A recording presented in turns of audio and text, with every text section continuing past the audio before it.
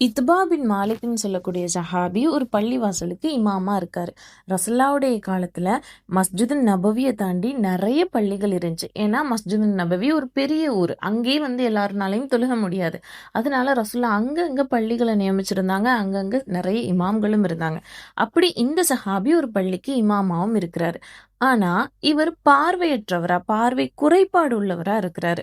ஒரு நாள் ரசுல்லாவிடத்துல சொல்றாரு, யா ரசுல்லா, எனக்கு கருப்பும் வெள்ளையுமா தான் தெரியுது. ரொம்ப என்னுடைய பார்வை குறைபாடா இருக்கு.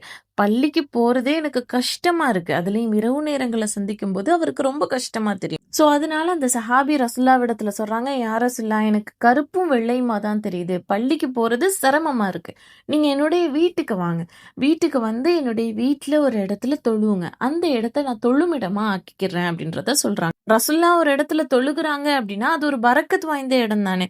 சோ அதுதான் அந்த சஹாபியும் நினைச்சு வீட்டுக்கு கூப்பிடுறாங்க. ஒரு நாள் ரசுல்லாவும் வர்றாங்க வீட்டுக்கு.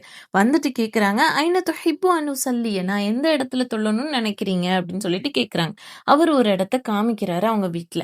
அந்த இடத்துல ரசுல்லாவும் தொழுகிறாங்க. பிறகு அந்த இடத்தையே அந்த சஹாபி தொழும் இடமா ஆக்கிக்கிட்டாங்கன்றதையும் தெரிஞ்சுப்போம். இது மாதிரி நிறைய விஷயங்கள் தெரிஞ்சுக்கணும் அப்படின்னா நம்முடைய சேனலை சப்ஸ்கிரைப் பண்ணிக்கோங்க. அஸ்ஸலாமு அலைக்கும் வரஹ்மத்துல்லாஹி வபரகாத்துஹு.